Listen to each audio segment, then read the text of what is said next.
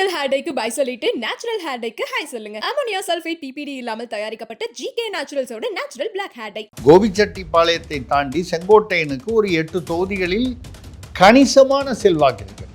அதாவது கணிசமான செல்வாக்குன்னா அந்த வாக்கு வங்கி வந்து அதிமுகவுக்கு வரலன்னா அது யாருக்கு போகும்? திமுகவுக்கு இல்லை வேற எங்கேயாவது போகும். ஆக நஷ்டம். ஆனால் செங்கோட்டையனை போன்ற ஒரு ஒரு என்ன சொல்லுது, அனுபவமிக்க ஒரு அரசியல்வாதிகள் ஒரு 4-5 பேராவது விஜய் பக்கத்தில் போனோம்.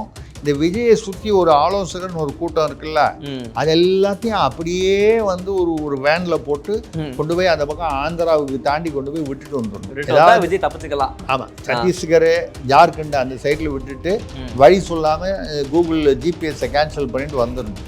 இப்படி இருந்தால் தான் விஜய் கட்சி வந்து உருப்பட முடியும். துப்புரவு பணியாளர் என்ற பெயரை தூய்மை பணியாளர் என்று பெயர் மாற்றி அவர்களின் வாழ்வில் விளக்கேற்றி வைத்த திமுக ஆட்சியை பாராட்ட திருசக்தியாருக்கு மனம் இல்லையா? தமிழர்களை வந்து பிச்சைக்காரர்களாக ஆக்குவதுதான் இந்த திராவிடத்துடைய மாடல், திராவிடத்துடைய சித்தாந்தம் என்றால் நாம் தூக்கி எறிய வேண்டியது யாரை?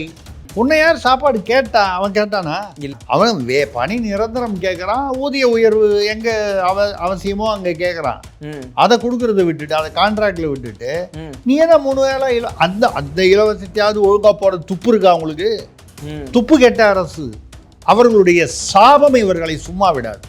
சமஸ்கிருதம் செத்துப்போன மொழி என்று கூறுகிறாரே நம் துணை முதல்வர் உதயநிதி.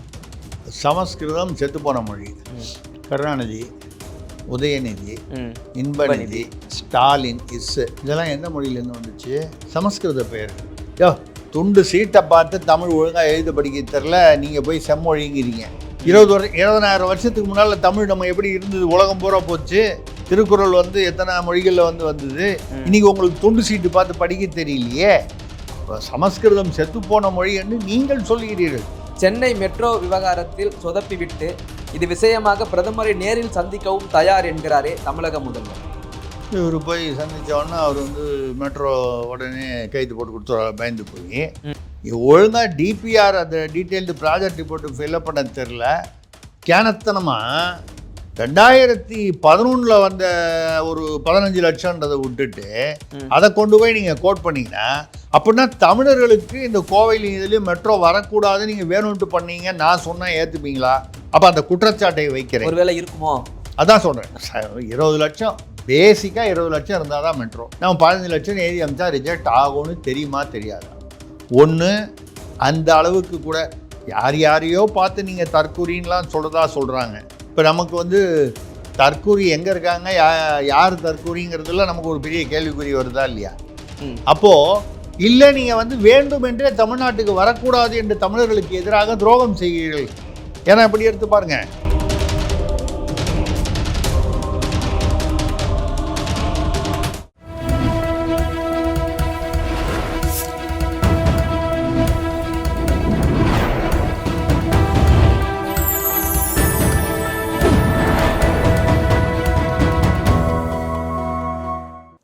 சேனல் 5 தமிழ் நேயர்களுக்கு வணக்கம்.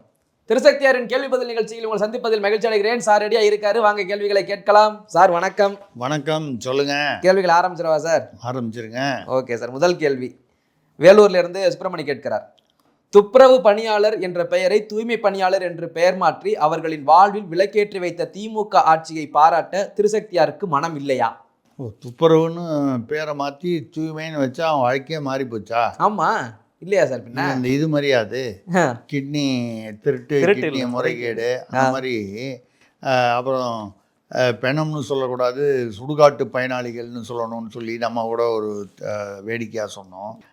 ஐயா, அவன் கேட்குறது பணி நிரந்தரம் கேட்குறான். அது பணி நிரந்தரம் பண்ணுங்கன்னா அதை விட்டு தனியாரில் அவனை அனுப்பிச்சி விட்டு இலவச உணவு, அதுக்கப்புறம் 3 வேளை சாப்பாடு போதாதான் சார் உங்களுக்கு? அதாவது தமிழ்நாட்டு மக்களை சோம்பேறிகளாகவும் பிச்சைக்காரர்களாகவும் தான் இந்த திராவிட மாடல் அரசு வந்து அவர்களை மதிக்கிறது, மரியாதை கொடுக்கிறது. எதுக்கு அவனுக்கு 3 வேளை சோறு? இப்போ சாதாரணமாக ஒருத்தன் வந்து மாமனார் வீட்டில் போய் உட்காந்து 1 வாரமாக சாப்பிட்டான், 1 வாரம் சாப்பிட்டான் பரவாயில்ல, 1 மாதம் சாப்பிட்டான்னு என்ன சொல்லுவாங்க? முதல் நாள் வாழலை, 2வது நாள் கையலை. ஆமாம், வீட்டோட மாப்பிள்ளை. மரியாதையே இல்லை, ஒரு சுயமரியாதையே இல்லை. சொந்த மாமனார், பொண்ணு எடுத்த மாமனார், அவர் பொண்ணை இவ்வளோ நாளாக வந்து சகிச்சுக்கிறான், ஏதோ ஒரு உறவு, மகனை போன்ற மருமகன். அப்படி இருக்கும்போது மருமகன்னாலே பவர், நீங்கள் உடனே எங்கேயோ போயிடாதீங்க, இல்லை நான் பொதுவாக சொன்னேன். அப்படி இருக்கக்கூடிய இதில் 3 வேளை அவனுக்கு சோறு போடணுன்னா அவன் என்ன பிச்சை எடுத்து சாப்பிட்றானா? அவன் கேட்குறது வந்து உங்கள்கிட்ட பிச்சையோ இலவசமோ கேட்கல. அவன் எனக்கு வேலை கொடு, நான் உழைச்சி சம்பாதிக்கிறேன், எனக்கு அரசு வேலைங்கிறான். ஏற்கனவே அரசு வேலையில் இருந்தவன், அதை நிரந்தரம் பண்ணுன்றான். அவனுக்கு 3 வேளை சாப்பாடு போடுறேன். ஆக தமிழ்நாட்டை வந்து, தமிழர்களை வந்து பிச்சைக்காரர்களாக ஆக்குவதுதான் இந்த திராவிடத்துடைய மாடல், திராவிடத்துடைய சித்தாந்தம் என்றால் நாம் தூக்கி எறிய வேண்டியது யாரை? இல்லை, நீங்கள் பிச்சைன்னு சொன்னீங்கன்னா எந்த ஒரு பயனும் இல்லாமல் வெறும் யாசகம் மட்டும் பெற்று செல்வது பிச்சை. இவங்க வேலை பார்த்துட்டு அதுக்கான உணவு தானே, அதாவது எப்படி பிச்சையா மாறும் அப்படின்னு திமுக சேர்ந்தவங்க கேட்பாங்கல்ல. சரிங்க, ரைட்டுங்க. சேனலில் வேலை பார்க்குறீங்க, கரெக்டு. உங்கள் ஓனர் நம்பர் கொடுங்க, நான் பேசி அரவிந்துக்கு ஒரு நாளைக்கு 3 வேளை சாப்பாடு மட்டும் போடுங்க, சம்பளம் கொடுக்க வேண்டாம்னு சொன்னால் எவ்வளோ நாள் வேலை பார்ப்பீங்க? நான் எப்படி பார்க்க முடியும்? எப்படி இருக்கு? நல்லா இருக்கேன், இது போங்க இருக்கு, அஸ்கு எப்படி இருக்கு? இவருக்கு வந்தா இவருக்கு சுயமரியாதையா? அதே தூய்மை பணியாளர்னா அவனுக்கு வந்து சுயமரியாதை கிடையாதா? எந்த மனிதனுக்கும் சுயமரியாதை உண்டு. அவன் எந்த வேலை பார்க்குறாங்கிறது முக்கியம் இல்லை. அவன் ஐஏஎஸ்ஸா, ஐபிஎஸ்ஸா, நிருபரா, மீடியாவா, இல்லை வந்து அரசியல்வாதியா, தூய்மை பணியாளரா, எல்லாருக்கும் ஒரு சுயமரியாதைன்னு ஒன்று இருக்குது. கண்டிப்பாக. அவன் சம்பாதிச்சு அவன் வீட்டில் போகும்போது அவனோட குழந்தை அவனை அப்பான்னு பார்க்கும்போது அவனை வந்து குடும்ப தலைவராக பார்க்கணும். அதுதானேங்க கரெக்ட். அப்படி இருக்கக்கூடிய ஒரு இதில் அவனை வந்து பிச்சைக்கார மாதிரி 3 வேளை சாப்பாடு போடுறவன் இதை விட வேற என்ன இருக்குன்னா, உன்னை யார் சாப்பாடு கேட்டான்? அவன் கேட்டானா? இல்லை. அவன் பணி நிரந்தரம் கேட்குறான், ஊதிய உயர்வு எங்கே அவசியமோ அங்கே கேட்குறான். அதை கொடுக்கறத விட்டுட்டு, அதை கான்ட்ராக்டில் விட்டுட்டு நீ என்ன 3 வேளை அந்த இலவசத்தையாவது ஒழுங்கா போட துப்பு இருக்கா உங்களுக்கு? துப்பு கெட்ட அரசு. ஏன்னா 60% தான் வந்து சாப்பாடு வருதா, அதுக்கப்புறம் வந்து பல மணி நேரம் வெயிட் பண்ணி சாப்பிடணுமா? இப்போ அவனை பிச்சைக்காரனா ட்ரீட் பண்ணுறது உண்மையா இல்லையா? நிதர்சனம். எப்போ சாப்பாடு வருதுன்னு வெயிட் பண்ணணும். நான் ஏன் வெயிட் பண்ணணும்? அவன் சம்பாதிச்சு அவன் வீட்டில் போய் வந்து அவனுக்கு என்ன மரியாதை இருக்கும்? போய் அவன் அப்படி வந்த உடனே சாப்பிடலாமா அப்படின்னு ஒய்ஃபுக்கிட்ட கேட்குறான். யாராக இருந்தாலும் ஒரு பொதுவான ஒரு குடும்பம்னு எடுத்துங்க யதார்த்தமாக. ஆனால் வாங்க இதை ரெடி, அந்த 2 நிமிஷம். அந்த மரியாதை எப்படி இருக்குது? பல மணி நேரம் எப்போ அதுலேயும் குப்பை வண்டியில் சாப்பாடை எடுத்து கொண்டு போய் கொடுக்கிறார்கள். இவர்களை என்ன செய்தால் தகும்? சாப்பாடு வந்து குப்பை வண்டியில் ஏற்றிட்டு போவாங்க. முன்னால் கூட டாய்லெட்டில் வந்து ரேஷன் அரிசிலாம் அடுக்கி வச்சுருந்தாங்க.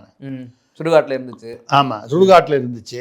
குப்பை அப்புறம் வேறு வழி இல்லாமல் நெல்லை வந்து போட முடியாமல் ரோட்டில் நெல்லை குவிச்சு வச்சுருந்தாங்க. இப்போ எந்த அளவுக்கு வந்திருக்குன்னா, திராவிடம் வந்து இருக்கிறதுலையே வந்து குப்பையில் இருக்க வேண்டியது வந்து சாப்பாடு இல்லையா, திராவிடம் தான் குப்பையில் இருக்க வேண்டியது. மக்கள் தான் வந்து இந்த திராவிடம் என்று சொல்லி, அதாவது திராவிடம்னு சொல்றது இந்த போலி திராவிடம், இந்த திராவிட மாயை, இதை வந்து இந்த திராவிடத்தை, இந்த மாடல் திராவிடத்தை குப்பையில் எறிய வேண்டியது, தேர்தல் வரும்போது குப்பையில் எறிய வேண்டியது மக்களுடைய தலையாய கடமை. என்னையா மனுஷனுக்கு ஒரு சுயமரியாதை இல்லாமல் அவனை பிச்சைக்கார மாதிரி பண்ணுறீங்க. அதுக்கப்புறம் வந்து அவனுக்கு 1000 ரூபா கொடுத்துட்டீங்கன்னா ஓசி பஸ்ஸுன்னு சொல்கிறது, லிப்ஸ்டிக் வந்து என்னால் தான் போட்டேன், ஃபோன் பேசுறது என்னால் தான் பேசுகிறேன், மாமியார் கூட பேசுகிறேன், அம்மா கூட பேசுகிறேன், இப்படி வந்து அவங்கள அசிங்கமாக பேசுறது, அதெல்லாம் தாண்டி குப்பை வண்டியில் சோறு எடுத்து கொண்டு போய் போவதும், அவனை வந்து பல மணி நேரங்கள் அவனுக்கு வந்து வெயிட் பண்ணி சாப்பாடு. அவன் வேலை பார்க்கும்போது பல மணி நேரம் வெயிட் பண்ணி அவன் காலையில் 9 மணிக்கு வந்து தெருவு பெருக்கிறாங்க. பெரும்பாலும் அந்த தூய்மை பணியாளர்கள் பார்த்தீங்கன்னா பெண்கள் தான். ஆமாம். அவங்க குடும்பத்தில் அவங்களுக்கு குழந்தை குட்டி, அவங்க ஸ்கூலு போகிறது வருது, புருஷன் இருப்பான், குடிகாரனாக இருப்பான், எவ்வளோ பிரச்சனைகள் குடும்பத்தில். ஒரு குடும்பம் நடத்துவது, அதுவும் வந்து ஏழைகள் குடும்பம் நடத்துவது வந்து தினம் தினம் ஒரு சவால். அவங்க கரெக்டாக வேலைக்கு வராங்க. அவங்க பல மணி நேரம் வேலைக்கு லேட்டாக வந்தால் ஒத்துப்பீங்களா? 2 நாள் வந்தால் உடனே வீட்டுக்கு அனுப்பிச்சிட மாட்டீங்க? அது சாப்பாடு போடுறேன்னு சொல்லி உங்கள் சாப்பாடை எவன் கேட்டான்?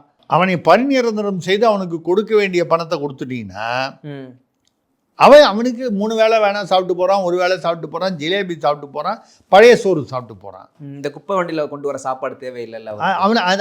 அந்த அவமானம் தேவையா அவனுக்கு? அவர்களை அவதூறு செய்வது, தமிழர்களை அவதூறு செய்வது என்பதே திராவிடத்தின் மாடல். நீங்கள் ஒன்று என்ன தமிழர்கள் திராவிடம் ரெண்டும் வேறு வேறு, நமக்கு தான் தெரியுமே. ஆமாம் ஆமாம், இது வேறு அது வேறு. தமிழர்கள் என்பது தமிழர்கள். ஆமாம், திராவிடம் என்பது தமிழர்கள் அல்லர், அவ்வளோதான். அப்படிதான் நம்ம சொல்றோம். தமிழர் அல்லாதோர் திராவிடர். ஆமாம், தமிழர் அல்லாது சொன்னோம்னா அவனே சண்டைக்கு வராது. அது எப்படி? இல்லைங்க, தமிழர் அல்லாது தமிழர்கள் போல் நடிப்பவர்கள். நான் எல்லா மொழிக்காரர்களும் நம்ம ஊரில் இருக்கிறது வந்து பீகார் மட்டும் இல்லை, கர்நாடகா, தெலுங்கு, மலையாளம் பேச நிறைய பேர் இருக்காங்க, நம்ம நண்பர்களே இருப்பாங்க. ஆனால் போலியாக தமிழர்கள் போல் நடிக்கிறார்களே, அவர்களைத்தான் நம்ம திராவிடன்னு சொல்கிறோம். Correct sir. சார், இந்த துப்புரவு பணியாளர் சம்மந்தமாக இந்த கேள்வி உங்களை தான் கேட்க, நீங்கள் இந்த கேள்வி வச்சது நல்லதாக போச்சு. நம்ம இதில் வந்து ஒரு டாக்டர் உயிரை காப்பாற்றக்கூடியவர் நோய் வந்ததுக்கு பிறகு அவருக்கு நம்ம கொடுக்குற மரியாதை, அந்த சம்பளம் எல்லாம் ஒரு பக்கம் இருக்க, இந்த நோயும் வராமல் பாதுகாக்கிறவங்க இந்த தூய்மை பணியாளர்கள் தான். இவங்களுக்கான நம்ம அவங்க லெவலுக்கு நான் கேட்கல, அவங்க படித்த வேலை பார்க்குற ரைட்டு, அதில் கொடுக்குற அந்த மரியாதையும் அந்த சம்பளமும் ஒரு கால்வாசியாவது அரைவாசியாவது கொடுக்கணும்ல, அதுவும் கொடுக்குறது இல்லை. மரியாதையும் பார்த்தீங்கன்னா அவங்களுக்கு உண்டான மரியாதை வேறு, இவங்களுக்கான மரியாதை ஏன் அவங்களை இப்படி கண்ணோட்டத்தில் பார்க்க வச்சது சமுதாயம்? இந்த திராவிடம் தானே 60 ஆண்டுகளாக ஆட்சி பண்ணிக்கிட்டு இருக்கு, ஏன் இவங்களை மட்டும் ஒரு கீழான ஒரு நிலையிலே பார்க்க வேண்டிய சூழ்நிலைக்கு ஏன் தள்ளுச்சு முதல்ல?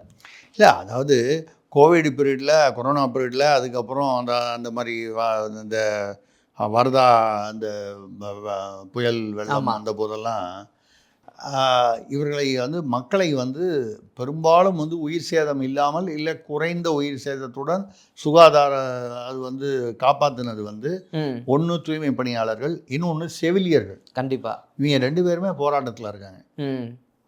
என்ன அவங்க என்ன கேட்டாங்க? போனஸாக கேட்டாங்க, இல்லை வேறு ஏதாவது எனக்கு வீடு வேணும்னு கேட்டாங்களா, கார் வேணும்னு கேட்டாங்களா, இல்லை வந்து வேறு ஏதாவது எக்ஸ்ட்ராவாக கேட்டாங்களா? பணி நிரந்தரம் பண்ணுங்க. 5 வருஷமாக வேலை பார்க்குறேன், 8 வருஷமாக வேலை பார்க்குறேன், பணி நிரந்தரம்னு சொல்கிறாங்க. அதை கொடுத்து தொலைச்சா என்ன? அதை கொண்டு போய் கான்ட்ராக்டில் கொடுத்துட்டு வந்துன்னா, இப்போ கூட எங்கேயோ ஒரு இடத்துல வந்து எல்லாரும் வந்து ஒப்பாரி வைத்திருக்கிறார்கள். அதாவது போராட்டத்தில் பல வகை உண்ணாவிரத போராட்டம் அந்த மாதிரி வரும்போது ஒப்பாரி வைத்திருக்கிறார்கள். என்ன ஒப்பாரி வைத்து, அதாவது எங்களை கேட்பார் இல்லையா, எங்களுடைய குறைகளை கேட்பார் இல்லையான்னு எங்கேயோ ஒரு இடத்துல அது ஒரு விதமான போராட்டம்னு வச்சுக்கோங்க. இவங்க அப்பாவும் அந்த தூய்மை பணியாளர்கள் அவர்களுக்கு வெகுளியான மனிதர்கள் தெரியல. நாங்கள் ஒப்பாரிக்குனே ஒரு மந்திரி ஒருத்தர், இலாக்கா ஒருத்தர் வச்சுருக்கோம். ஒரு இடத்துக்கு அனுப்பிச்சி விட்டா அவர் குலுங்கி அழுவார், கிளிசரின் இல்லாமையே. ஒப்பாரிக்கே நாங்கள் அமைச்சர் வச்சுருக்கோம். நாங்கள் இந்த மாதிரி எவ்வளோ ஒப்பாரியை பார்த்துருக்கோம். அதுக்கெலாம் நாங்கள் மனசு இறங்கி வந்துடுவோமா? எங்களுக்கு அவ்வளவு கருணை இருந்தால் திராவிடத்திற்கும் கருணைக்கும் வந்து மனிதாபிமானத்திற்கும் என்ன சம்மந்தம் இருக்கிறது? மாஞ்சோலை காலத்திலேருந்து மாஞ்சோலை உள்ளே பூந்து அடித்தாங்க தெரியுமா, பெண்களையும் குழந்தைகள், அந்த காலத்தில் ஐயா கருணாநிதி காலத்தில். அப்போலேருந்து சரி, சாதிக் பாட்சாக்கள், தாகிருஷ்ணன்கள், அண்ணாநகர் ரமேஷ்கள், இப்படி நீங்கள் வரிசையாக அண்ணா பல்கலைக்கழகத்தை உதயகுமார், இப்படி வந்து நீங்கள் பட்டியல் போட்டால் பெரிய பட்டியலாக இருக்கும். கருணை, மனிதாபிமானம், இந்த நன்றி, விசுவாசம், இதுக்கெல்லாம் சம்மந்தமே இல்லாத ஏதாவது ஒரு குணம் ஒரு மனுஷனை வந்து இவன் வந்து, அதாவது நம்ம தமிழில் மெட்ராஸில் பேசுவோம், நம்ம அந்த வார்த்தையெல்லாம் சொல்லக்கூடாது, இதெல்லாம் சொல்கிறோம். பொறுக்கி, அடுத்தது மொல்ல மாதிரி, கேப் மாதிரி, அப்படின்னா என்ன அர்த்தம்னே யாருக்கும் தெரியாது, ஆனால் சொல்லுவோம். இதெல்லாம் தாண்டி கடைசியில் உச்சம் வந்து திராவிடம். அந்த வரிசையில். ஆமாம், அப்படி தான் நான் சொல்லுவேன். ஏன்னா எந்த விதமான ஒரு நற்குணமுமோ ஒரு மனிதாபிமானம் உள்ள குணமோ இல்லாமல் செவிலியர்களெல்லாம் வந்து குண்டுகட்டாக தூக்கி கொண்டு போய் போலீஸ் வேனில் ஏற்றிட்டு போகிறாங்க. அவங்க என்ன பண்ணுறாங்க? எவ்வளவோ வந்து அவங்க வந்து அந்த அந்த நோயாளிகளுக்கு சொல்லக்கூடாது, அவங்க பெற்ற புள்ள பொண்ணெல்லாம் வந்து கவனிக்காதது கூட அவங்க வந்து கவனிக்கிறாங்க. இதே மாதிரி தூய்மை பணியாளர்கள் நம்ம அவங்க மட்டும் இல்லைன்னா நாரி போயிடும். முன்கள பணியாளர்கள் வேலை நம்ம ஸ்டாலின் அவர்கள் சொன்னார், அப்பெல்லாம் சொன்னார், கண்டுக்கவே இல்லை. இப்போ வந்து பார்த்தீங்கன்னா, அதனால் வந்து திராவிடம் இவ்வளவுதான். இது வந்து நீங்கள் வந்து அந்த ஒப்பாரி வந்து கோவையிலேயே என்னமோ பண்ணியிருக்காங்க. இந்த குப்பை வண்டியில் போனதும் கோவையில் தான் நினைக்கிறேன். குப்பை வண்டியில் வச்சு அவர்களுக்கு காட்டும் மரியாதையாக தான். ஆனால் அவர்களுடைய சாபம் இவர்களை சும்மா விடாது இல்லையா? அவங்க வந்து பல உயிர்களை காப்பாற்றி அந்த ஏழ்மையில் இருக்கும்போது அவனுக்கு இலவச சோறு போடுறேன்னு அவமானப்படுத்துனது மட்டும் இல்லாமல் அதையும் ஒழுங்காக போடாமல் அவனை குப்பை வண்டியில் கொண்டு போய் சோறை கொண்டு போய் கொடுக்குறான் பாருங்க. இந்த சாபம் திமுக குடும்பம், அத்தனை குடும்பம் நான் சொல்கிறது வந்து திமுகவில் இருக்கக்கூடிய மேலிருந்து கீழே உள்ள நிர்வாகி வரைக்கும் யாரையும் சும்மா விடாது. அடுத்ததாக ரவின்றவர் செங்கல்பட்டுலேருந்து கேட்குறாரு, சமஸ்கிருதம் செத்துப்போன மொழி என்று கூறுகிறாரே நம் துணை முதல்வர் உதயநிதி. இவங்களுக்கு வேற ஒரு மொழியை திட்டலாட்டி சமஸ்கிருதம் செத்துப்போன மொழி. கருணாநிதி, உதயநிதி, இன்பநிதி, ஸ்டாலின், தயாநிதி, கலாநிதி, இந்த பேரெல்லாம், அப்புறம் வந்து பாலு, சிவா கட்சியில், ஜெகத் ரட்சகன், இதெல்லாம் எந்த மொழியிலேருந்து வந்துச்சு? சமஸ்கிருத பெயர்கள். சமஸ்கிருதம் எங்கே செத்து போச்சு? இவங்க பேரில் வாழ்ந்துக்கிட்டு இருக்கு. இவங்க பேர்லேயே, இன்னொருத்தம் பேரில் கூட இல்லை, இவங்க பேர்லேயே வாழ்ந்துக்கிட்டு இருக்கு. சமஸ்கிருதம் என்பது இன்னும் வந்து பல மொழியில், ஏன்னா வந்து நீங்கள் தமிழ் மொழி வந்து பல்கலைக்கழகத்துக்கு 50 கோடி தான் கொடுத்தீங்க, சமஸ்கிருதத்துக்கு முதல்ல தெரிஞ்சுங்க. நீங்கள் வந்தீங்கல்ல ஆட்சிக்கு, எத்தனை தடவை ஆட்சி புரிஞ்சிங்களே, தஞ்சாவூர் பல்கலைக்கழகத்தை தவிர வேறு ஏதாவது பல்கலைக்கழகம் வந்து நீங்கள் திறந்துருக்கீங்களா? ஏன் மதுரையில் ஒன்று திறக்கிறது, கோயம்புத்தூரில் ஒன்று, வேற எங்கேயாவது ஒரு கன்னியாகுமரியில் ஒன்று திறக்கலாம்ல? சமஸ்கிருத அதாவது கல்லூரிகளும் இப்போ மயிலாப்பூரில் இருக்குது சமஸ்கிருத கல்லூரி. மோடி திறந்தாரா? அது இருக்கு 100 வருஷமாக. அப்போ யார் திறந்தா? காங்கிரஸ் அரசு மத்தியில். இந்தியா முழுக்க இருக்கக்கூடிய சமஸ்கிருத பல்கலைக்கழகங்கள் வந்து திறக்கப்பட்டவை வந்து அனைத்துமே காங்கிரஸ் பீரியட். இவங்க கூட்டணியில் இருக்கக்கூடிய காங்கிரஸ் பீரியடில். நீங்கள் நடுவில் வந்து 20 வருஷம் 10 வருஷம் யூபிஏல இருந்தீங்க, அதுக்கு முன்னால் விட்டு அங்கங்கே சப்போர்ட்டில் ஆதரவில் இருந்தீங்க. ஆக ஏதோ ஒரு வகையில் ஒரு கூட்டணியில் இருந்தீர்கள் மத்திய அரசுடன், ஆட்சி அதிகாரத்தில் பங்கு பெற்றிருந்தீர்கள்.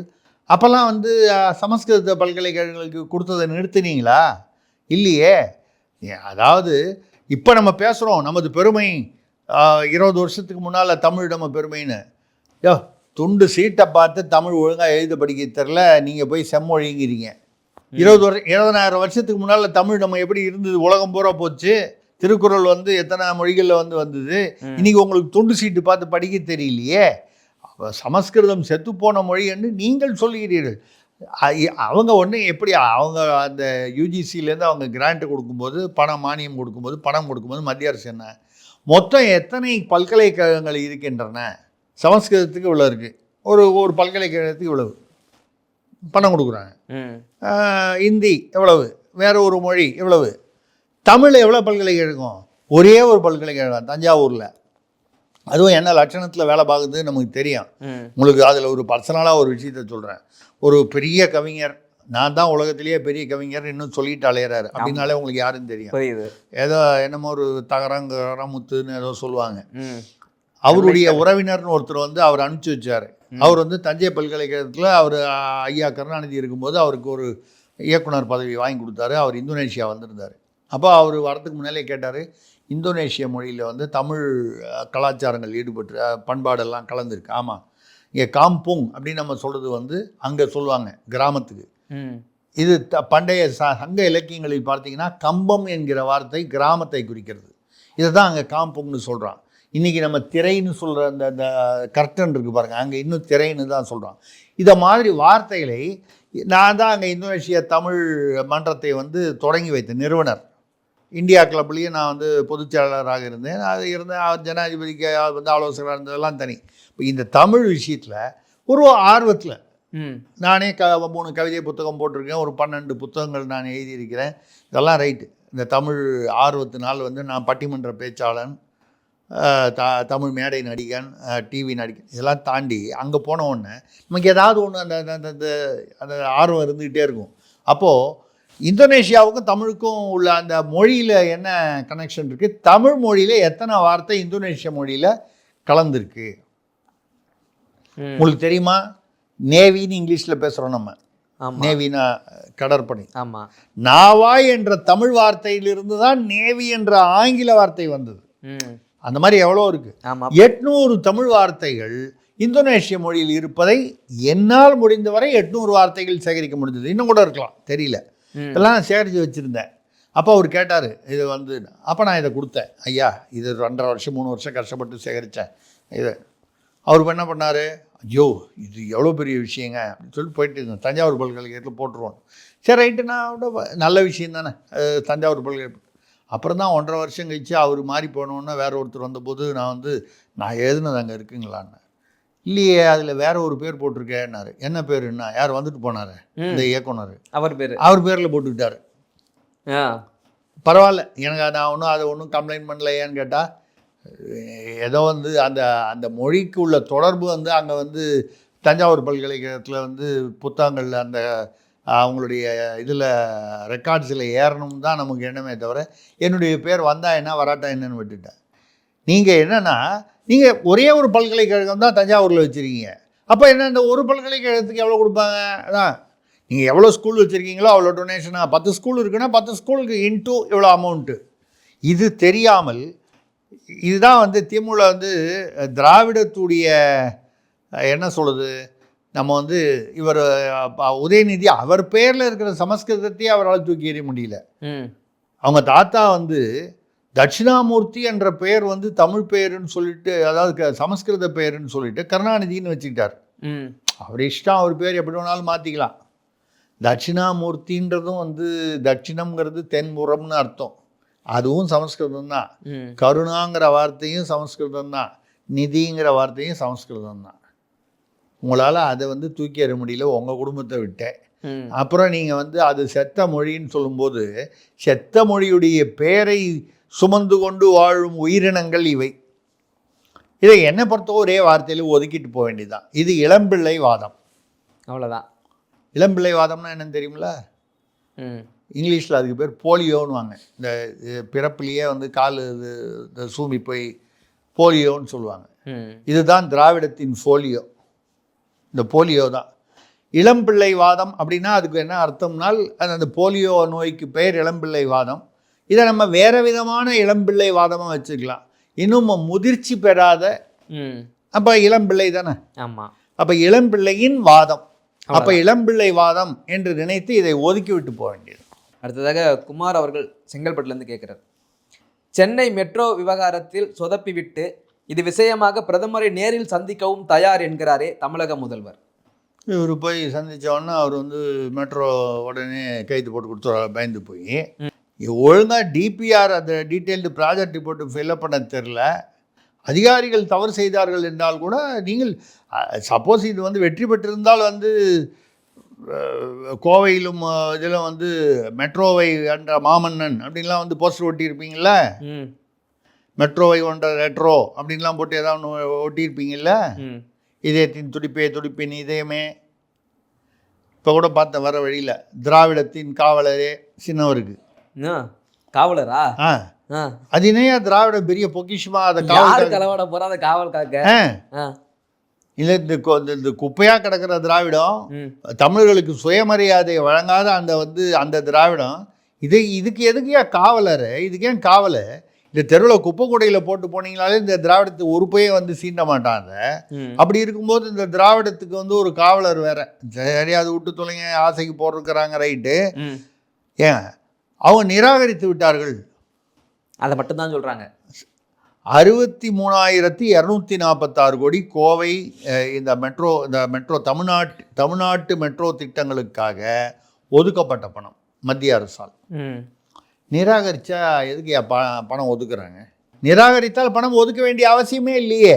இது ஒரு அடிப்படை ஒரு அறிவு இல்லையா இது?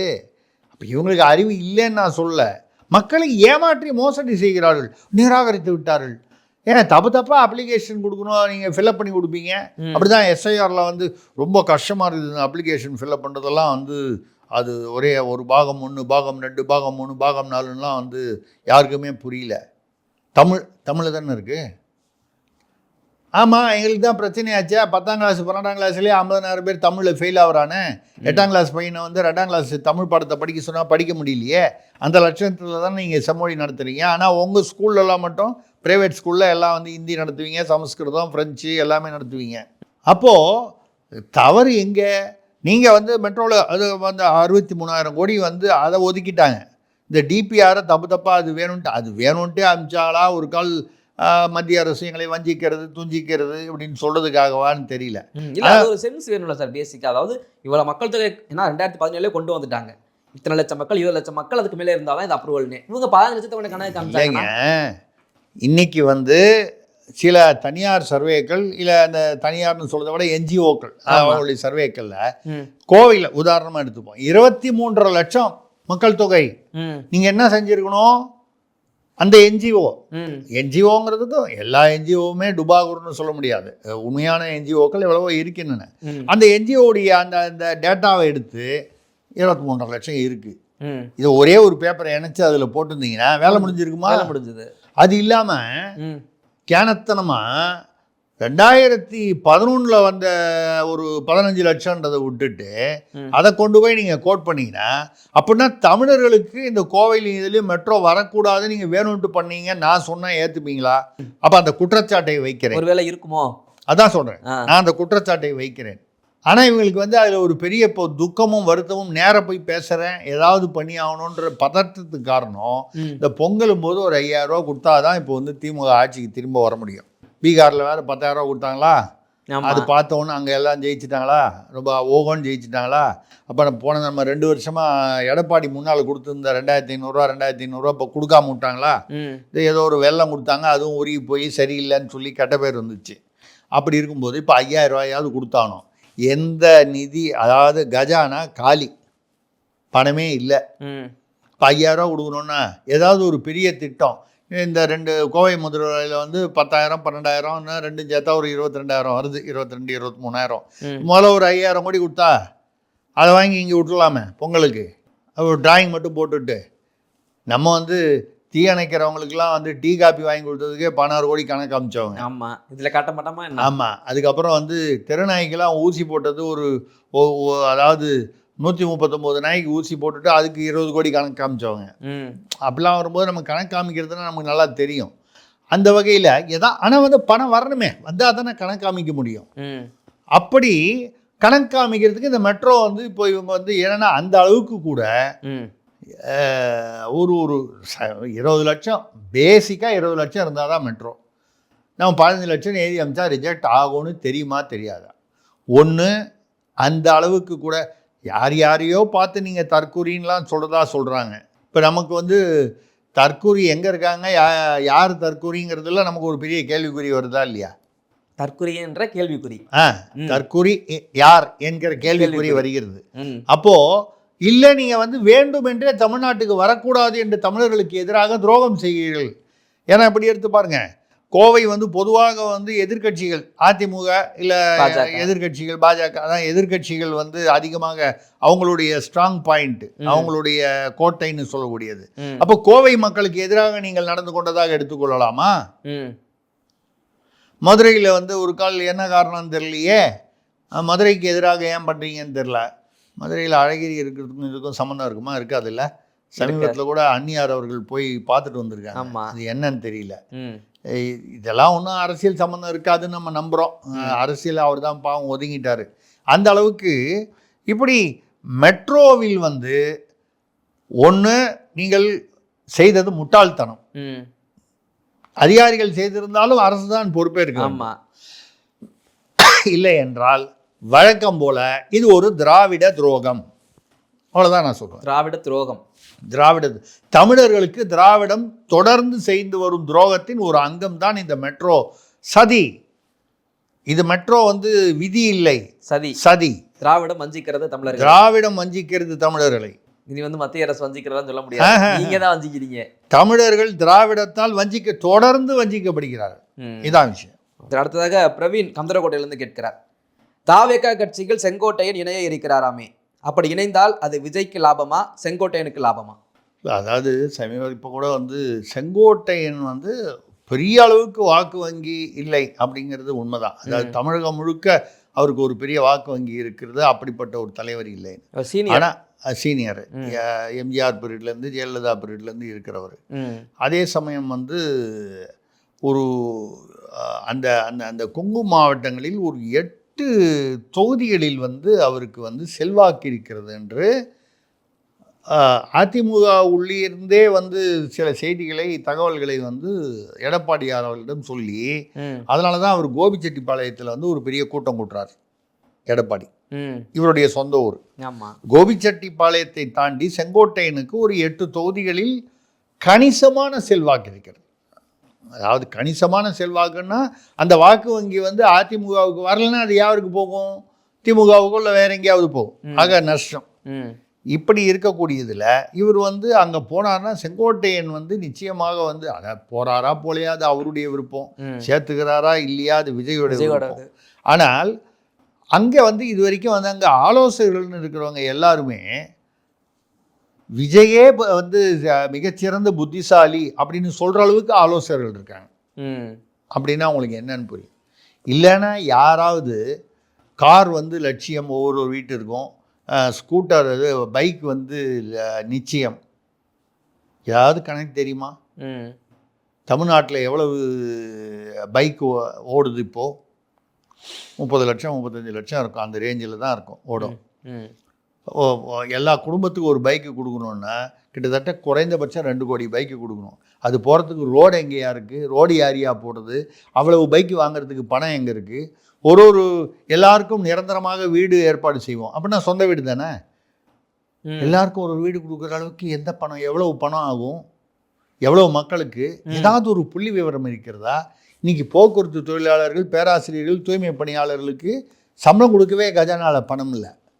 இந்த ஆட்சி தானே, அடுத்தது யார் வந்தாலும் அது விஜய் வரட்டும், எடப்பாடி வரட்டும், இல்லை ஸ்டாலினே திரும்பி வராரு, யார் வந்தாலும் கஜானா தானே. 10 லட்சம் கோடி கடன்கிறது அப்படியே தானே இருக்க போகுது. அதுக்கு மேலே தானே இனிமேல் கடன் வாங்கி ஆகணும். கடனை கட்டுறதுக்கே பல ஆண்டுகள் ஆகுமே. வந்து ஒரு நாளைக்கு இவ்வளவு 1000 கோடி, ஒரு மாதத்திற்கு இவ்வளவு 1000 கோடி வட்டி கட்டுகிறார்கள் என்று சொல்லும் பொழுது நம்மளுடைய வருமானம் பூரா வட்டிக்கே போகிறது. 45,000 கோடி 55,000 கோடி வந்து இதுன்னு சொல்கிறாங்க டாஸ்மாக் வருமானம்னு. நம்ம கட்டுற வட்டியே 65,000 80,000 கோடி வருஷத்துக்கு வந்து வட்டி. எதுக்கு? வாங்கின கடனுக்கு. நீங்கள் என்ன வருமானம் வந்தாலும் வழக்கமாக குடும்பங்களில் தான் வட்டி கட்டியே கட்டுப்படி ஆகாது, கந்து வட்டி வாங்கின்ற மாதிரி அந்த மாதிரி வந்து நிலைமையில் இருக்கும் பொழுது நீங்கள் கார் கொடுப்பீங்களா? பைக்கு கொடுப்பீங்களா? சொந்த வீடா? ஒவ்வொருத்தருக்கும் வந்து அரசு வேலையாம் ஒரு குடும்பத்தில். தெரியுமா அவருக்கு? இது வரைக்கும் 14 லட்சம் பேர் தான் வந்து அரசு ஊழியர்கள் இருக்காங்க. அது 2018 எடுத்த கணக்குப்படி. அதுக்கப்புறம் நிறையா வந்து தனியார், அதாவது கான்ட்ராக்டில் விட்டதெல்லாம் கணக்கெல்லாம் கழிச்சிங்கன்னா 14 வந்து 13 கூட ஆகிருக்கலாம், இல்லை கூட முன்ன வச்சுருந்தா கூட 14 15 லட்சம். நீங்கள் ஒரு 8 கோடி மக்களுக்கு வந்து ஒரு குடும்பத்துக்கு ஒரு வேலைன்னு சொன்னால் குறைஞ்சபட்சம் 2 கோடி பேருக்கு நீங்கள் வந்து அரசு வேலை கொடுத்தாகணும். ஒரு குடும்பத்தில் 4 பேர் இருக்கணும்னு அவசியம் இல்லை. 3 பேர் 4 பேர்னு வச்சா கூட 2.5 கோடி. அப்போ நீங்கள் 15 லட்சம் அரசு வேலைகளை திடீரென்று 2 கோடிக்கு மேல் வந்து நீங்கள் வந்து அரசு வேலைகளை அதிகப்படுத்த வேண்டும் என்றால் முதல்ல எங்கே வந்து வேக்கன்சி இருக்குது, இடம் இருக்குது, அதுக்கான கட்டடம் எங்கே இருக்குது, இடம் இருக்குது. அதுக்கப்புறம் இவங்களுக்கெல்லாம் சம்பளம் இருக்கிறவனுக்கே கொடுக்க முடியல. ஏதாவது வந்து அவருக்கோ அவர் கூட இருப்பவர்களுக்கோ ஏதாவது தெரியுதா?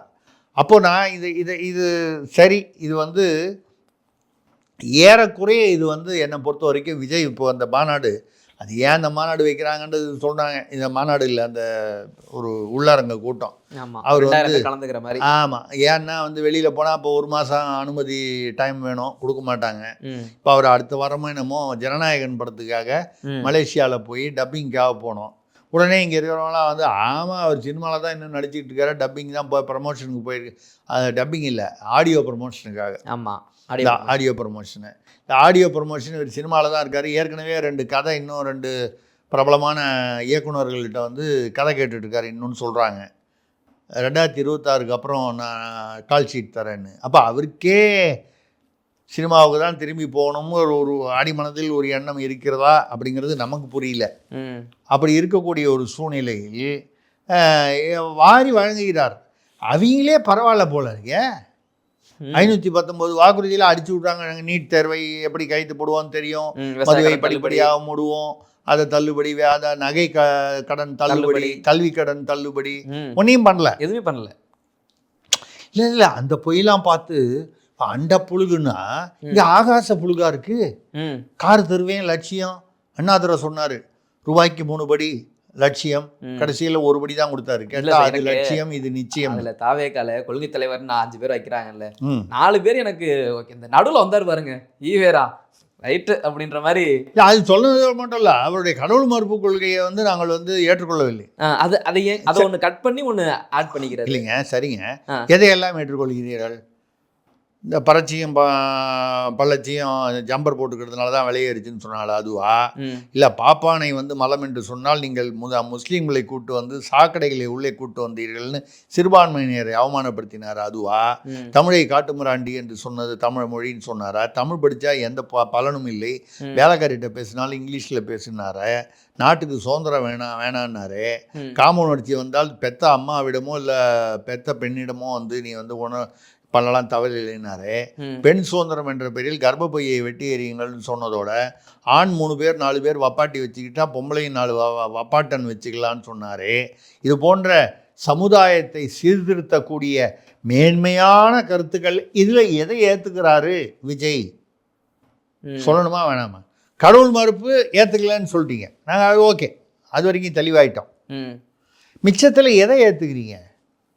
இல்லை இதெல்லாம் நான் சொன்னதெல்லாம் வந்து அதெல்லாம் விட்டுருங்க, இந்த கருத்தை ஏற்றுக்கிறோம், ஏதோ 2 கருத்து சொல்லியிருக்கீங்களா? இப்போ கூட வந்து பேசும்போது அவர் வந்து பெண்கள் பாதுகாப்பில் நோ காம்ப்ரமைஸ், இது என்ன கொள்கை? எங்கள் முதல்வர் கூட தான் சொல்கிறாரு.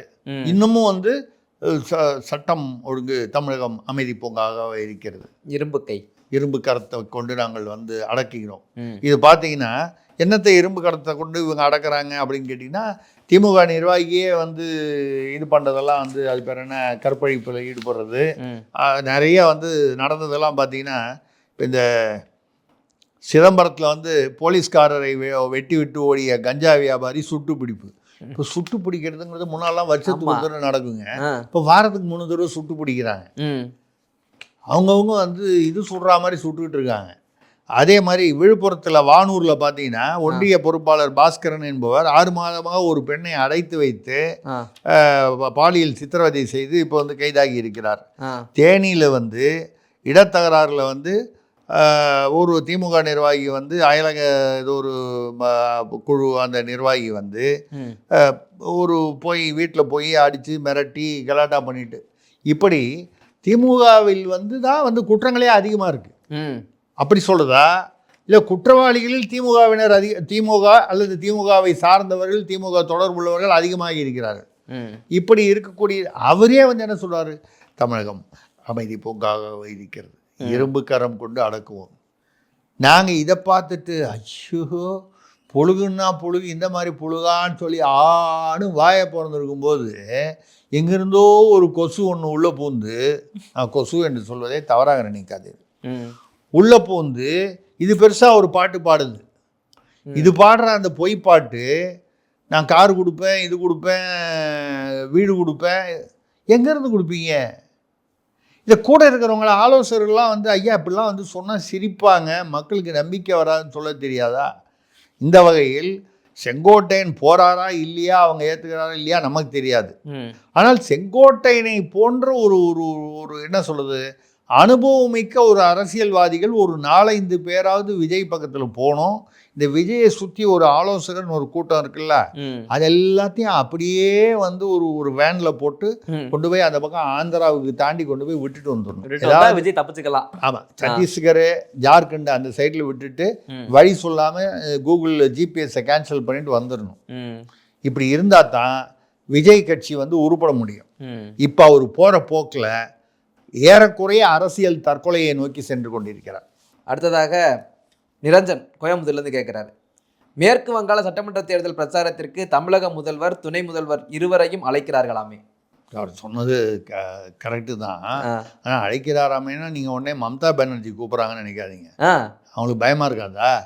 பீகாரில் நடந்தது, தேஜஸ்வி யாதவ் வந்து ஆகஸ்ட் 27 நம்ம முதல்வரை கூப்பிட்டு போய் நடுவில் வச்சுக்கிட்டு ஒரு பக்கம் ராகுல் காந்தி ஒரு பக்கம் தேஜஸ்வி யாதவ்னு போட்டு பண்ணாங்க.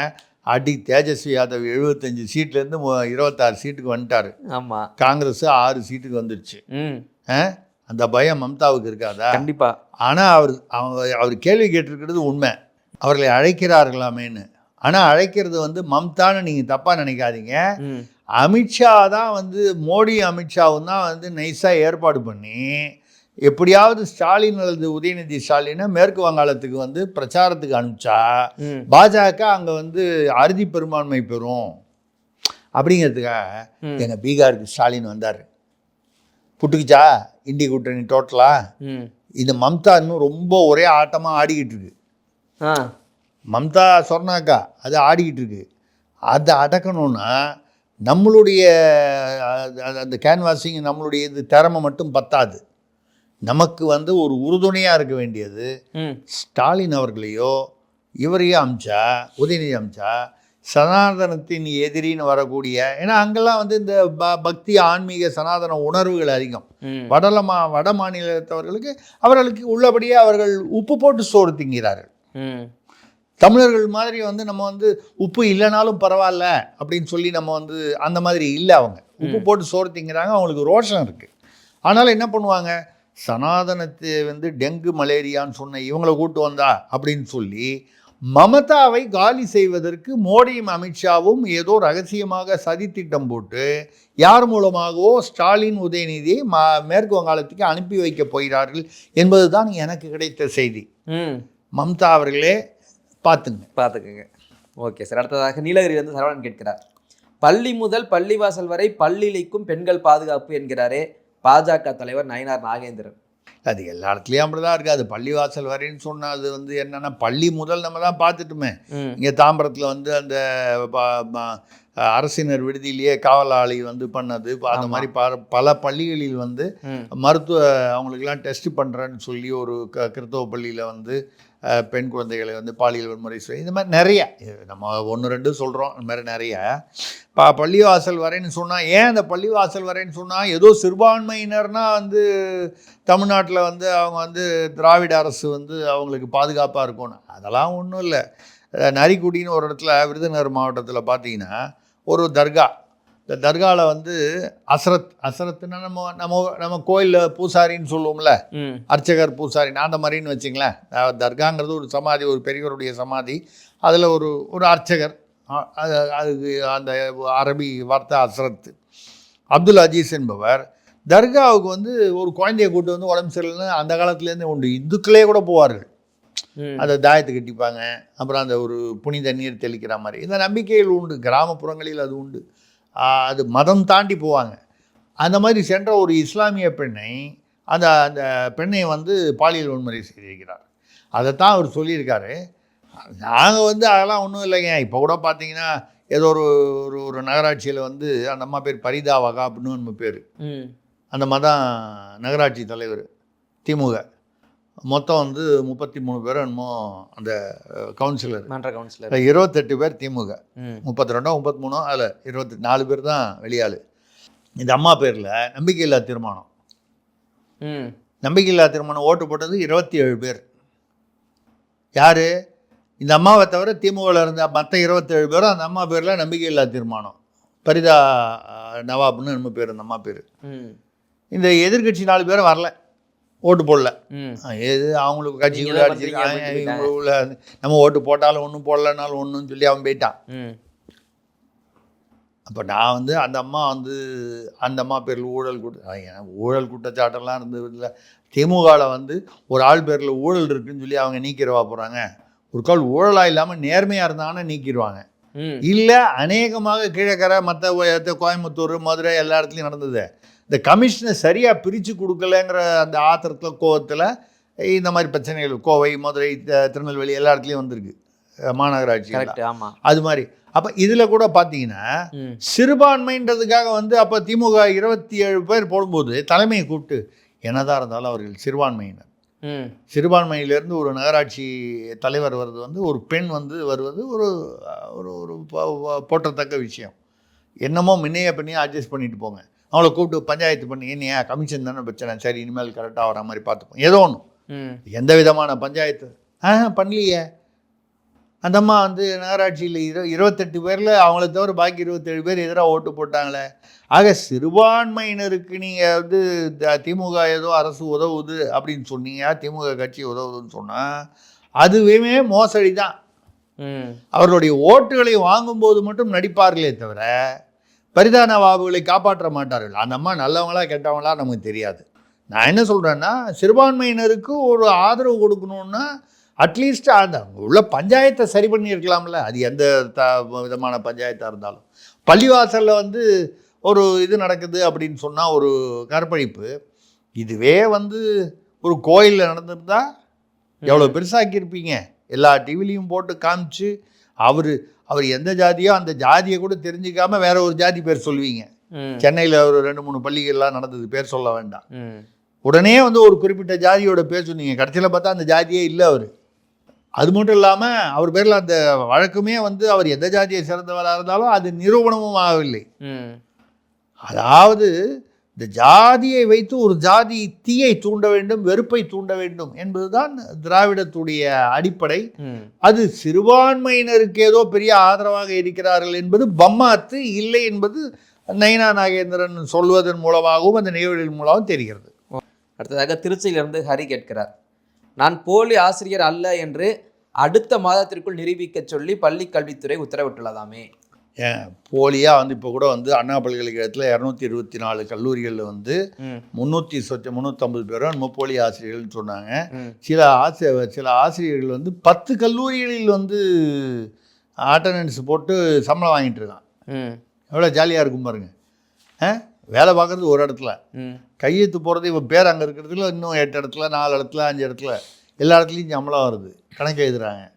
இப்படி இது எவ்வளவு இது வந்து இதெல்லாம் இப்போ அதுதான் நிறையா கைதுகள்லாம் நடந்துகிட்டு இருக்கு அண்ணா பல்கலைக்கழகத்தில். இந்த மாதிரி நடந்திருக்கு. இப்போ என்ன சொல்கிறாங்கன்னா, இந்த ஜென்யூனிட்டி சர்டிஃபிகேட்னு ஒன்று வாங்கணும்.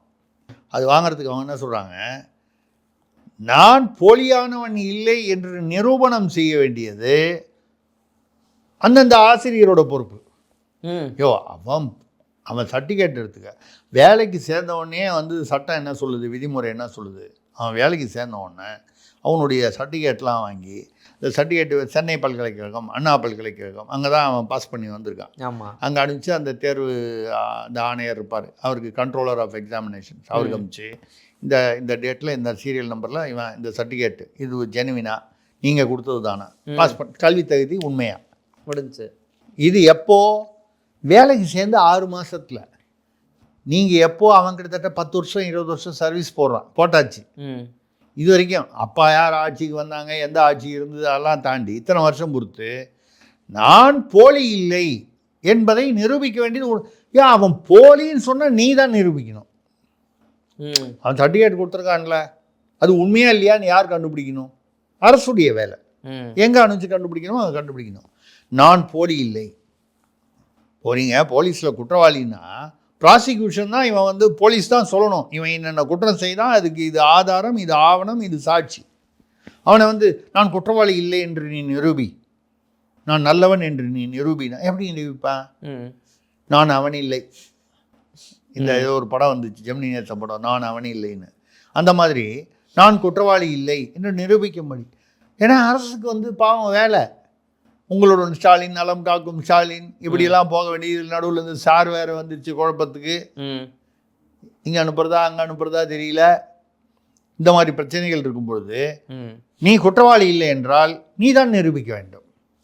என்ன திட்டம், என்ன யோசனை, என்ன அறிவு அப்படியே காது வழியாக பொங்கி வெளியில் வருது திராவிடத்தில். ஓகே சார், அடுத்ததாக சென்னையிலிருந்து ஜான் கேட்கிறார், எஸ்ஐஆருக்கு எதிரான போராட்டமும் வழக்கம் போல தானே ஆகும். வழக்கம் போலனா என்ன சார் சொல்ல வர்றாரு இவர்? வழக்கம் போலனா அது நீர்த்து போவோம். நீட் தேர்வுக்கு எதிராக அது மாதிரி மீட்பதற்கு அந்த மாதிரி வழக்கமாக.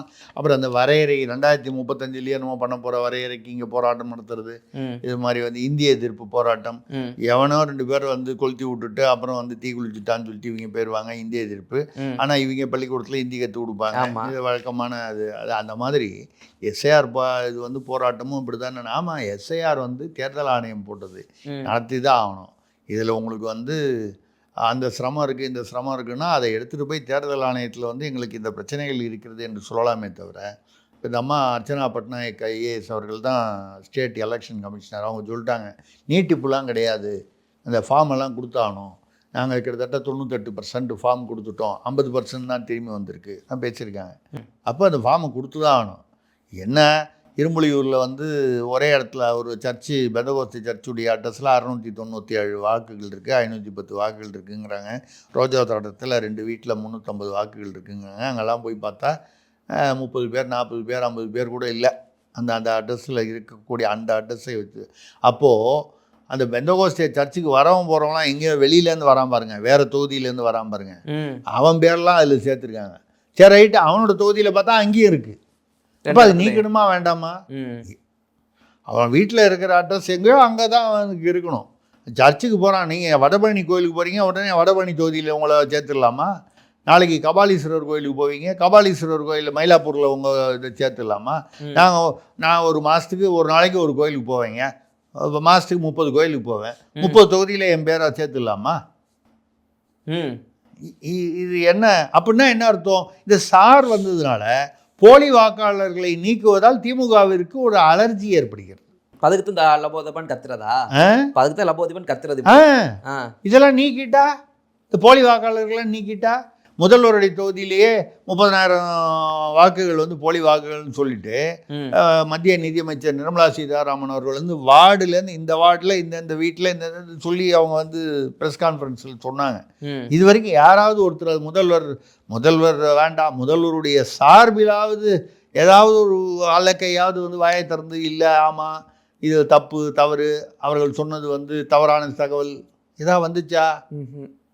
ஆக இது இந்த அப்படியே போராட்டம்னு இப்போ பாருங்கள், நாலா பக்கமும் இப்போ ஒரு பக்கம் ஜிஎஸ்டியில் இவர் மாட்டிக்கிட்டு இருக்காரு, இப்போ ஒரு ஐபெரிசாமி மகள் ஏற்கனவே இடியில் வந்து இப்போ ஆகஸ்ட் மாதம் ரெய்டு பண்ணிட்டு போனாங்க.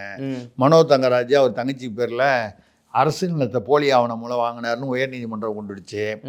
இப்படி அவர் அதை கேஎன் நேரு ஏற்கனவே சிக்கலில் இருக்கார், பொன்முடிக்கு சிக்கல் நெருங்குகிறது, அதை இறுகிறது. இப்போ நிறைய அப்புறம் கும்பகோணம் பஸ் ஸ்டாண்டு நல்லா இருக்கிற இடத்த விட்டுட்டு ஊர் தள்ளி எங்கேயோ கொண்டு போய் வழக்கம் போல் இந்த பரந்தூர் ஓசூர் அதே மாதிரி இதில் கேஎன் நேரு அவர்களும் அங்கே உள்ள சாக்கோட்டை அன்பழகன் அங்கே உள்ள எம்எல்ஏவும் சேர்ந்துக்கிட்டு அங்கே நிலம் வாங்கி போட்டாங்களாம். இப்படின்ட்டு செய்திகள் வருகின்றன. 200 ஏக்கரு. இப்போ அந்த இடத்துக்கு பஸ் ஸ்டாண்டை மாற்றணுன்றாங்க, ஊர்லேருந்து தள்ளி. இப்போ நம்ம கிளாம்பாக்கம் மாற்றின மாதிரி அது மாதிரி இங்கேருந்து கிளாம்பாக்கம் போகிறதுக்கு 1200 ரூபா, அப்புறம் அங்கேருந்து அவன் ஊர் திருநெல்வேலி போகிறதுக்கு 500 ரூபாவில் போயிடலாம். ஆமாம், இந்த மாதிரி தள்ளி போடணும்னு சொல்லி. ஏன்னா இவங்க அங்கே 200 ஏக்கரை வாங்கி போட்டாங்க. அப்போ அந்த 200 ஏக்கரை விலை ஒரு 10 பங்கு 4 பங்கு 8 பங்குன்னு ஏறுமா இல்லையா? கண்டிப்பாக. அங்கே மக்கள் போராட்டம் பண்ணிகிட்டு இருக்காங்க கும்பகோணத்தில். இது வந்து கும்பகோணம் சொல்லுது வந்து ஒரு உதாரணம். இந்த மாதிரி நிறைய இடங்களில் வந்து மனோ தங்கராஜ் இப்படி ஒரு அமைச்சர் ஒரு இதில் வந்து பிரச்சனை வருது இல்லையா? இதிலிருந்து டைவெர்ட் பண்ணுறதுக்கு தான் இந்த கதையெல்லாம் நடக்குது, அவ்வளோதான். அடுத்ததாக சிவகாசியிலிருந்து ரமேஷ் கேட்கிறார், திமுக அரசு புதிய பெயர்களில் இருக்கும் திட்டங்களிலேயே ஸ்டிக்கர் ஒட்டி ஷோ காண்பிக்கிறதே, பழைய திட்டத்துக்கு புதுசாக பேர் வைக்கிறாங்க அப்படின்றாரு. இருக்கும் திட்டங்களுக்கே வேறு பேர்லண்ணா, அது ஒன்றும் இல்லைங்க. அது இடத்துக்கு தகுந்த மாதிரி பேர் மாற்றுறதுங்கிறது ஒன்றும் சாதாரண விஷயந்தாங்க. இப்போது உங்கள் வீட்டில் வந்து தப்பாக நினைக்காதீங்க, கழிவறை அப்படின்னு சொல்லுவோம். ஆமாம், நம்ம சிறுநீர் கழிப்பதற்கோ மலம் கழிப்பதற்கோ இல்லை குளிப்பதற்கோ போகிறோம். வீட்டில் அது என்ன சொல்லுவீங்க? டாய்லெட்டு. ஆமாம், கழிவறைன்னு யாரும் தமிழில் சொல்லுறதில்லை, டாய்லெட்டுன்னு சொல்லுவோம். இதையே வந்து ஆஃபீஸில் இருந்தால் நம்ம என்ன சொல்லுவோம்? வாஷ்ரூம். ஒரு மாலுக்கு போகிறோம், அங்கே பார்த்தீங்கன்னா போர்டு இருக்கும், ரெஸ்ட் ரூம் போட்டிருக்குமா? ஆமாம். அதுக்கப்புறம் நீங்கள் தாண்டி ஃப்ளைட்டில் பாருங்கள் லேவட்ரின்னு போட்டு ரெட்டு அந்த க்ரீன் போட்டு ஆக்குப்பைடா இல்லையான்னு போட்டு ரொம்ப பெரிய அந்த 5 ஸ்டாரில் பிரமாதமான ரெஸ்டாரண்ட்டு, இப்போ இட்டாலியன் ரெஸ்டாரண்ட்டு, ஃப்ரெஞ்சு ரெஸ்டாரண்ட், இப்படிலாம் விதமாக வருது. அங்கே வந்து கேட்டிங்கன்னா பாத்ரூம் போகணுன்னு கேட்டால் அவங்கள பார்த்தா சிரிப்பான். Can I use the powder room? அதுக்கு பேர் பவுடர் ரூம், அப்படி தான் சொல்லணும் நீங்கள். ஆனால் இந்த எல்லா கன்றாவியுமே கழிப்பறை தான். ஆமாம், இப்போ புரியுதுங்களா? டிஃப்ரெண்டாக இருக்குது, அவ்வளோதான். இப்போ நீங்கள் திட்டங்களுடைய பெயர் மாற்றோன்னா எல்லாமே எப்படி கழிப்பறைக்கு வந்து ஆங்கிலத்தில் வந்து விதவிதமாக இடத்துக்கு தகுந்த மாதிரி பேர் இருக்கோ அப்படித்தான் பெயர். நீங்கள் பெயரை வைத்து ஏமாந்து விட வேண்டாம், எங்கே போனாலும் ஒரே ஐட்டம் தான். புரிஞ்சிருக்கும்னு நினைக்கிறேன். Okay sir. அடுத்ததாக காஞ்சிபுரத்துலேருந்து சாய் கிருஷ்ணன் கேட்குறாப்புல, வைகோவின் நடைபயணத்தின் போது ஆங்கிலம் தமிழ் திரைப்படங்கள் திரையிட முடிவாமே, இது என்ன புது வியூகமாக உள்ளதே?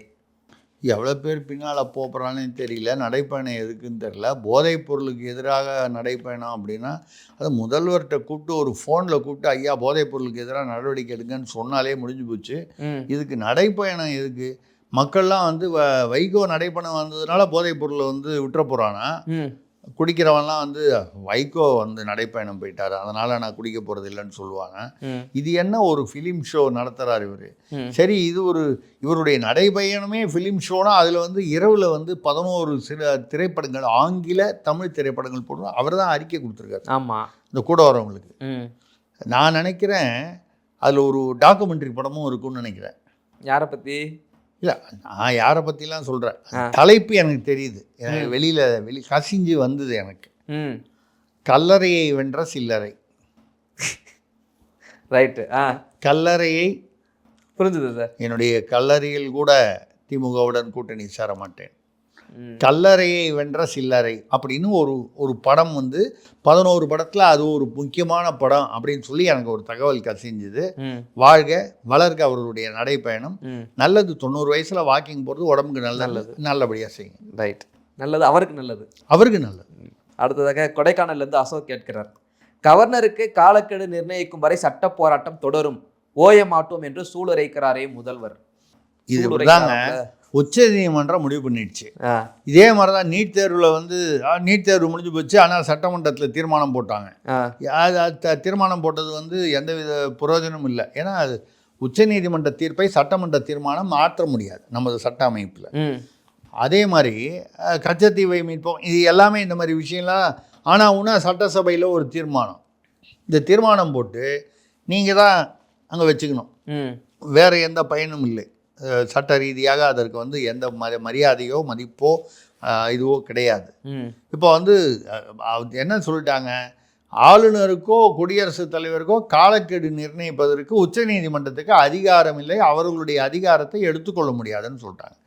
அதே சமயம் அவர்கள் ரொம்ப நாளாக காரணம் இல்லாமல் ஒன்று அவங்க வந்து அப்ரூவ் பண்ணணும், இல்லை வந்து ரிஜெக்ட் பண்ணணும், இல்லைன்னா குடியரசுத் தலைவருக்கு அனுப்பணும். இதை தாண்டி இதுவே ரொம்ப நாளாக பண்ணாமல் வச்சுருந்தாங்கன்னா நினைவூட்டல் செய்யலாம். நீங்கள் நீதிமன்றத்தை நாடினால் நாங்களும் அதே நினைவூட்டல் தான் செய்ய முடியும், இவ்வளோதான் சொல்லியிருக்காங்க. இப்போ இதை தாண்டி இதுவே வந்து ஒரு 5 பேர் பெஞ்சோ என்னமோ சேர்த்து தான் பண்ணியிருக்காங்க. இதை தாண்டி நீங்கள் இதுக்கப்புறம் சட்டபூர்வமாக என்ன செய்ய முடியும்? ஏன்னா குடியரசுத் தலைவர் முப்படைக்கும் தலைவர், அதை உச்ச நீதிமன்றம் கட்டுப்படுத்துவது என்பது எந்த 11 பேர் கொண்ட பெஞ்சு போட்டால் கூட செல்லாதது. சட்ட அமைப்பில் அப்படி இல்லை. யாராவது அப்படி வந்து இந்த வித்தியாசமாக வந்து இன்டர்பிரட் பண்ணால் கூட அது தவறு. சரி, இப்போ வந்து நாங்கள் அது ஓய மாட்டோம் அப்படின்றது என்னென்னா, எங்களுக்கு வந்து அதெல்லாம் பிரச்சனை இல்லைங்க. இந்த RN ரவி அந்த ஆள் தான் எங்களை ரொம்ப தொந்தரவு பண்ணுறாரு. அவரை மாற்றிட்டீங்கன்னா நாங்கள் ஓஞ்சிருவோம். அது வரைக்கும் தான் ஓய மாட்டோம். ஆமாம், இந்த RN ரவி ஆளுநர் தான் எங்களுக்கு வந்து பிடிக்கல. அவர் ஏதாவது நோண்டிக்கிட்டே இருக்கார். மற்றவங்களாம் வந்து அவங்க பாட்டில் ரிப்பன் கட் பண்ணிவிட்டு பேசாமல் போயிட்டு வந்துட்டு இருந்தாங்க. போய் பார்த்தா ஒரு டீ சாப்பிட்டு அதோடு முடிஞ்சுது. இவர் அங்கங்கே போய் இவர் தமிழை பற்றி பேசுகிறாரு, தமிழில் 4 வார்த்தை தமிழ் கற்றுக்கிட்டு இருக்காரு, பேசுகிறாரு. இவர்கள் எஸ்டி, அதாவது பழங்குடி மக்களை கூப்பிட்டு ஒரு விழா நடத்துகிறாரு. திருவள்ளுவருடைய அனுச நட்சத்திர பிறந்தநாள் நடத்துகிறாரு. இப்படி வந்து அவர் வந்து என்னென்னா, எனக்கு மட்டும் தமிழ் மேலே ஆர்வம் இல்லையா, தமிழக மக்கள் மேலே ஆர்வம் இல்லையா அப்படி சொல்லி அப்பப்போ வந்து நிறைய கிண்டி விட்டுக்கிட்டு இருக்காரு சமுதாய பிரச்சனைகளை. தலைவலியாக இருக்கார். அவரை நீக்கும் வரை நாங்கள் ஓய மாட்டோம், அப்படிதான் அர்த்தம், வேற ஒன்று. ரைட்டு சார், அது வரைக்கும் தான் ஓய மாட்டோம். அது வரைக்கும் ஓய மாட்டோம். ஓகே.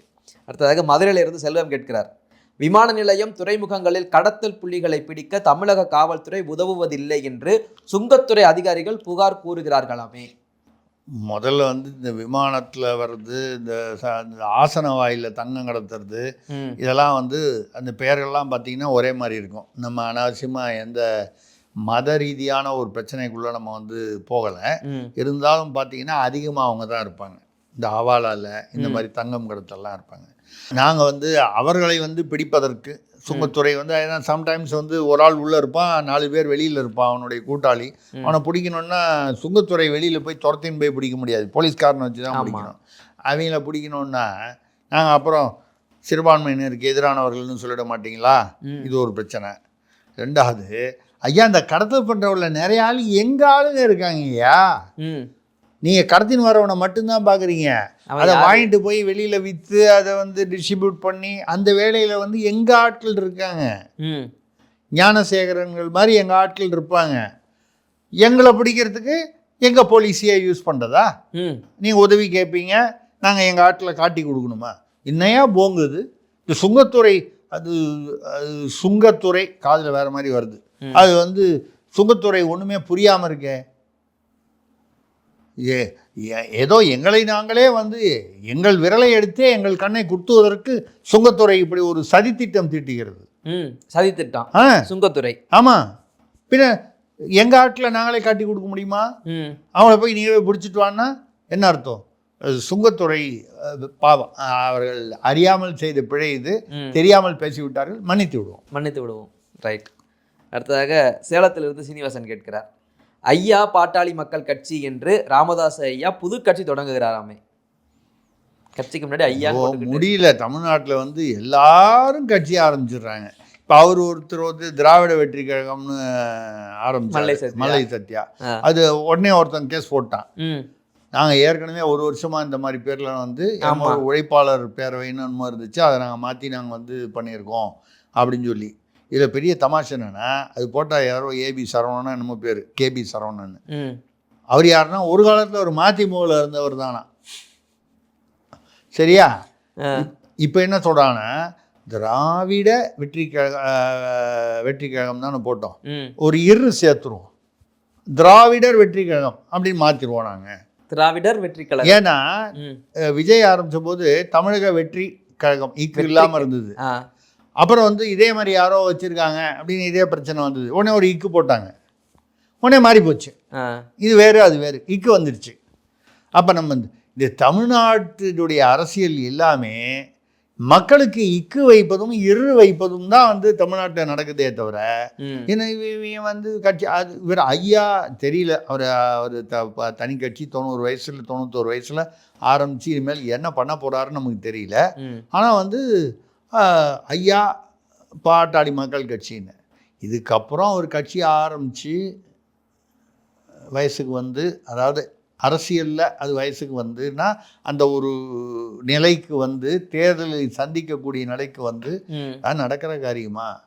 ஆனால் இதில் என்ன தெரியுதுன்னா, இதையெல்லாம் பார்த்து கொண்டு திமுக தலைமை சந்தோஷமாக சிரித்து கொண்டிருக்கிறது. அது பாமக 2ஆ போச்சா, ரைட்டு, ரைட்டு, வைகோ அதிகம் 2ஆ உடைச்சாச்சா, ரைட்டு, அங்கே அதிமுக செங்கோட்டையனை பிரித்து கொண்டு போய் போட்டாச்சா, ரைட்டு. இப்போ வைத்திலிங்கம் வந்து நான் தனியாக வந்து ஓபிஎஸ் வந்து வச்சு கட்சி ஆரம்பிக்கிறேன்னு சொல்கிறாரா, ரைட்டு. இவ்வளவும் என்ன அர்த்தம்? அண்ணாமலை என்னமோ இப்படின்னு சொல்கிறாங்க அப்படின்னு சொல்கிறாங்க, டிசம்பர் மாதத்துல ஏதோ அப்படி இப்படின்லாம் வந்து ஒரு பேச்செல்லாம் அடிபடுது. இது ஒரு விஷயங்கள் நடக்குது. மொத்தம் ரைட்டு. இப்படி எல்லாரும் வந்து கட்சிகளை உடைத்து கொண்டே போனால் திமுகவை பொறுத்த வரைக்கும் அவங்க உள்ளுக்குள்ளே எவ்வளோ வேணாலும் அடிச்சுப்பாங்க. உள்ளுக்குள்ளே எவ்வளவு உட்கட்சி பிரச்சனைகள் இருந்தாலும் வெளியே வரும்போது அவர்களை ஒன்றுபடுத்துவது அந்த தான். என்று தொடங்கும் வார்த்தை தான். நீங்கள் என்னமோ நான் ஊழலை பற்றி சொல்கிறேன், நீங்கள் தப்பாக நினச்சிக்கிட்டீங்க. ஊக்கம் 4 எழுத்து. ஊழ ஆரம்பிக்கிறதுன்னா ஊக்கம் வராதா? உற்சாகம், ஊக்கம். என்னையா தமிழை ஊனாவே பேச விட மாட்டேங்கிறீங்க. அந்த ஊக்கம் காரணமாக அவர்கள் வந்து ஒன்றுபட்டு விடுவார்கள். பாக்கி உள்ளுக்குள்ள அடிச்சுப்பாங்க, கமிஷன் பிரிச்சுக்கிறதுலாம். ஆனால் அந்த அப்படின்னு வரும்போது நம்மளுடைய அடிப்படை கொள்கையிலிருந்து நாம் மாறலாமா? நம்ம என்னதான் இருந்தாலும் கமிஷனில் பர்சன்டேஜ் வேறுபடலாமே தவிர நமக்குள்ளே அந்த பாசம் விட்டு விடலாமா அப்படின்னு சொல்லி ஒன்றாயிடுவாங்க. அதனால தான் பார்த்தீங்கன்னா இவங்க எல்லாரையும் வந்து வெட்டி விட்டாங்க, அங்கங்கே உடச்சி விட்டாங்க, இவங்க சந்தோஷமாக இருக்காங்க. இதுதான் வந்து தமிழ்நாட்டு அரசியல் களத்துடைய இன்றைய நிலவரம். ஓகே சார், நிலவரம் அருமையாக இருக்குது. கேள்விகள் எல்லாம் முடிஞ்சிருச்சு. அப்படியே இன்றைக்கு மக்கள் எதிர்பார்த்து இருக்கக்கூடிய காதோடு இப்போ தான் நம்ம இதை ஆரம்பித்தோம். நம்ம ஒரு ஒரு ஒரு ஒரு மலையாக தமிழ்நாட்டில் வந்து கொஞ்ச காலம் முன்னால் வரைக்கும் அரசியலில் ஒரு மலை போன்று இருந்தவர். மலைனால தெரிஞ்சிடும் எல்லாத்துக்கும். ஆமாம், மலை.